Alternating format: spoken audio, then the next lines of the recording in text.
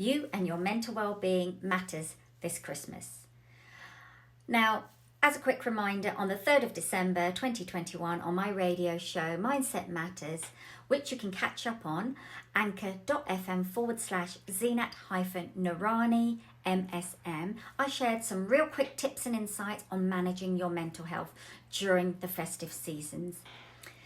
The festive season can be a joyful time of the year for some people through connecting to people they love, joining in all sorts of events and celebrations and drinks and dinners, whatever that may be.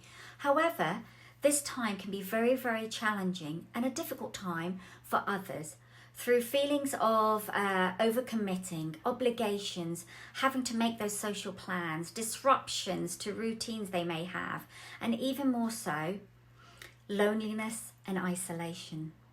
And of course, as I mentioned earlier in my last video, the pandemic and the lockdown has not helped many. And still, Christmas has a lot of uncertainty once again this year. So in my first video series of the 4, I shared tips on reframing, and I talked about permission slips. So giving yourself permissions. How can you be your friend this Christmas? So please do go back and check out the video if you've not seen it, and do comment, share and like, as I would love to hear from you.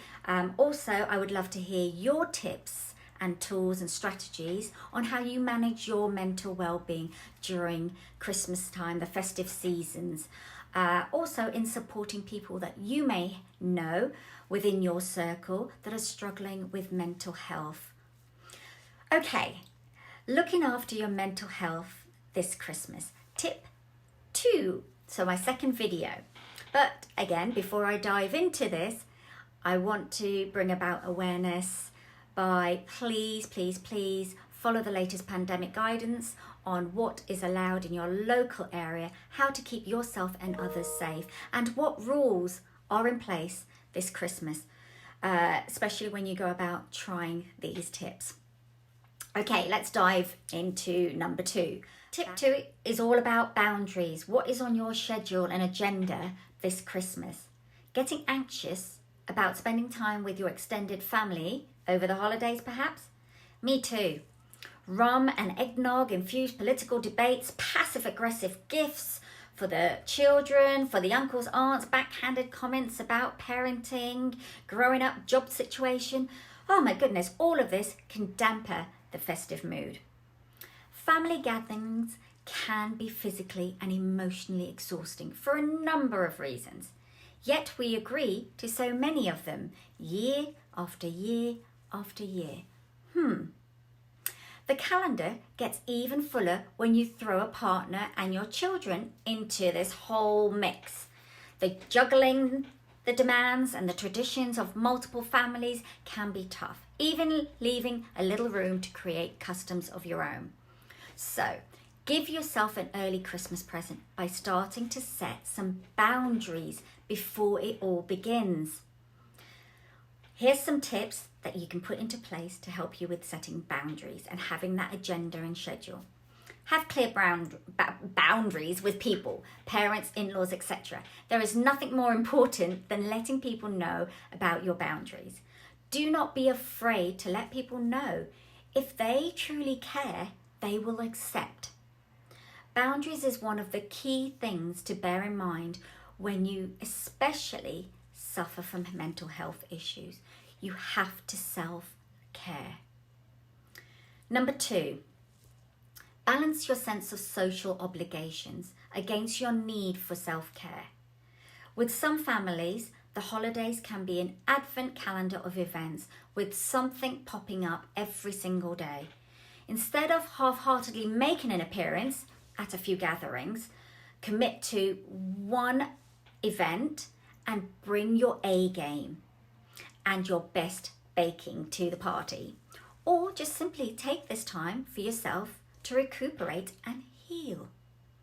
Do the things that you might not normally get to do, the opportunities that you don't get to do. 3, challenge your assumptions that anything needs to happen over Christmas. Nothing needs to happen unless you want it to. Think about your needs and wants against your mental well-being first before others. It's like saying, put the oxygen mask on yourself first before others. 4. On my last video, I spoke about giving yourself permission. Yes, give yourself permission, and also permission to say no. Saying no is the hardest thing, but in the long run, it is better for your mental well-being. Think about it. If you say yes, what is the benefit to you? What do you get out of saying yes? If we don't closely monitor our calendars and our energy levels, it is easy to take on far too much.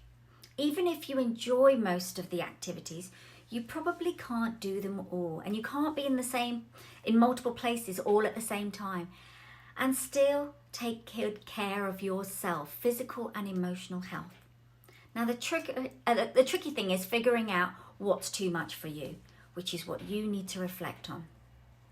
So, things you can say no to set your boundaries.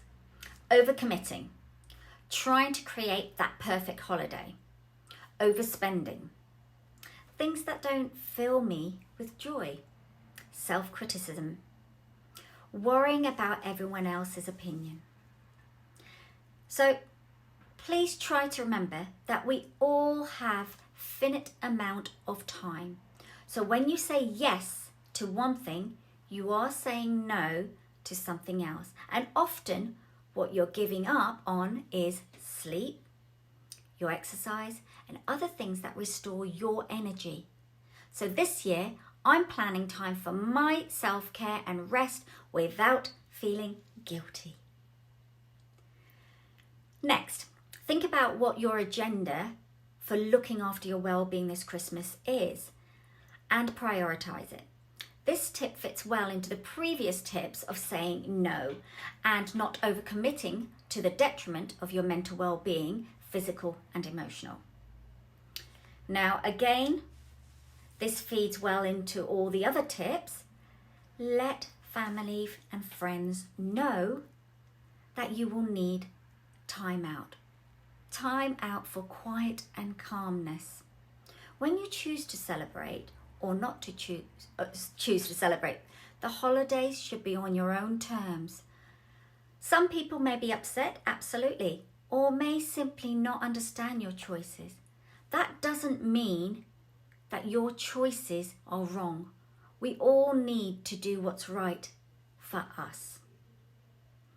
Now, the key to letting go of this worry is to figure out whose opinion really matters to you. We should, of course, care about, but not necessarily concede to the opinions of our closest loved ones.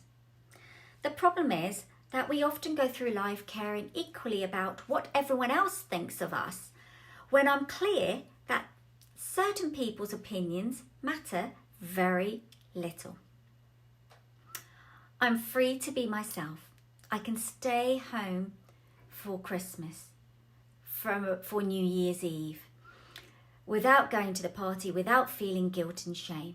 I can serve pizza for Christmas dinner if I feel like it.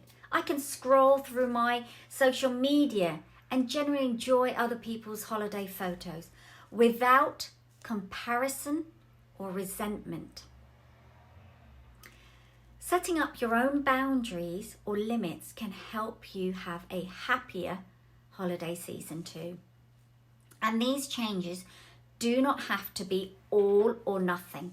Often just cutting back or making some small modifications can help relieve the stress and the anxiety of doing too much. Feeling like it needs to be perfect, putting other people's opinions and needs before your own. Remember, think of Christmas, this festive season, as your rest period that you truly and utterly deserve. Once again, I hope that this video has given you that food for thought. And do go back and check out my other videos.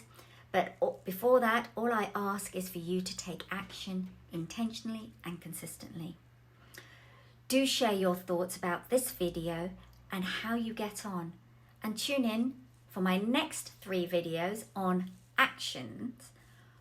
What self-care and day-to-day activities can you keep doing? I'm Zeenat Narani, a wellbeing and mental health coach, mindset coach, and founder of Vida de la Mariposa Coaching. Empowering yourself to live the life you desire by finding and forging your path through the darkest of times so that you can shine your light.